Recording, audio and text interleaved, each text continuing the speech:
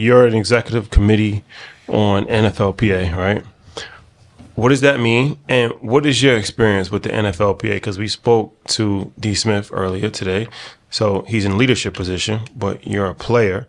So I would like to get your insight on the NFLPA. Yeah, No pressure. Hey man, I'm gonna keep it real, all the time, And so,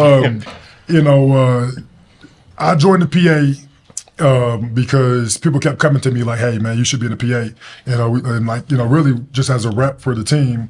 I kept getting pushed like, "Yo, you should be a rep, you should be a rep," because guys knew I just cared. I'm always trying to share knowledge and talk to guys, help guys through things. So they was like, "Man, you should be our rep." Excuse me. Eventually I was like, all right, cool. Cause I kind of shied away from it cause I knew it was extra work. And I was like, I'm trying to hang out, have a good time. Yeah. You already got so much time dedicated to playing good football. But then, I would always complain about little things here and there like everybody else does. And then one day, I finally showed up and was like, okay, I'm gonna go to the rep meetings. I'm gonna go check it out. And I'll be the rep, and they voted me in. And when I got there, I was like, man, I should have been coming. I wish I came here the whole time because this is where, where progress is made. And so, the way the union works is like, it's just the players, we have 32 reps, it's a very high turnover. So it's not like other unions where you get people in the position for a long time and be able to build the experience to be able to know better, And so it's kind of hard because you have so much job turnover and so many new reps coming in. You're always trying to educate people. So it's really tough. So I was like, we need more star players who are going to have like longevity and guys who are going to, be able to be around for a long time. With that team, not just in the NFL, but with a particular team, so they can actually get some progress made. So I was like, as a player, I knew where I was at in the NFL. So I was like, I need to be more involved. So I decided to get more involved, and I was a rep for a few years. And then some people kept telling me like, hey, you should join the EC because I'm in meetings asking questions, just trying to get a feel for things. And I joined the EC, and my role in the EC really is just to try to, we have our creed about, protecting what we've already come from all the people that came before us, maximizing our value now and then leaving a better tomorrow for the guys that come after us, And, my mindset is like, okay, like I ain't really worried about me. I'm not worried about what we got going on right now. I'm trying to make, the NFL better for the people that come after us and lead the game stronger than when I came into it. And so, you think about, just the trajectory we've had and like, guys are going to complain all the time. You get, into locker rooms and a lot of times when guys complain, it's really because they're misinformed. They don't really have all the knowledge. Once you break it down to them and give them the knowledge, then they're like, oh, it makes sense. So it really comes down to like just, communication and making sure we educate our youth on like, just the history of the union and, where we come and, where we're trying to go and stuff like that. And guys, we talk about like, trying to improve our medical benefits for longer term. Because right now we only get 5 years of medical insurance if we're done playing. And then after that, you have an HRA where you can purchase more, but everybody's, going to be different. We talk about improving, so lifetime medical or longer medical history.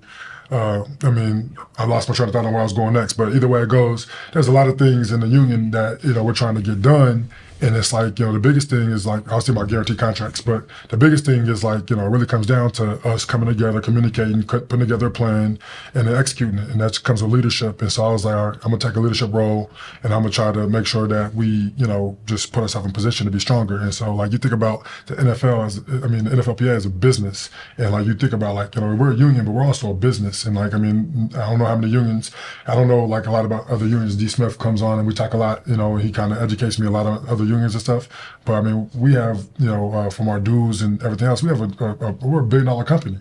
Then you get our licensing and everything else, and the way that's growing, and we're making partnerships with other unions and creating that one team. Then we have because the one thing about NFLPA is that every player that comes to the NFL will be a retired player, and so we really took it upon ourselves to make sure that we also help the guys after they get into retirement and stuff. So we have our trust and we have so many other things that we do. But the biggest thing was just like getting informed and then trying to share that information, because we do a lot of things. I mean, NFL, and the thing I'm pushing the most right now is financial literacy, which is awesome to see you guys here. Because like when I first got to the league, the financial literacy program was trash. I mean, I'm talking about, man, like I'm like, man, y'all ain't really helped me with nothing. Y'all giving me basic stuff like how to balance a checkbook. And, I ain't probably using no checkbook. It's 2000, 2008, 2009. Yeah.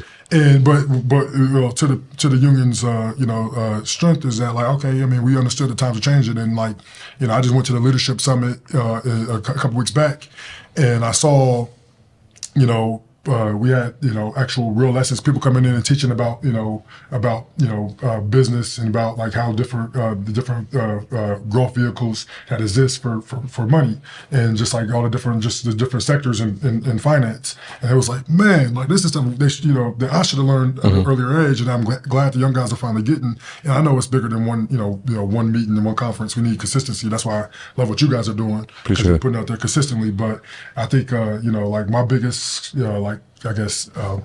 my biggest goal with the PA is for us to arm the membership with the tools to be able to create a better future for their families and everything else. So like when I see guys in financial distress, it breaks my heart, because it just has to be able to make it in this league and be able to make a bunch of money in this league, man, you got to hold on to your paper.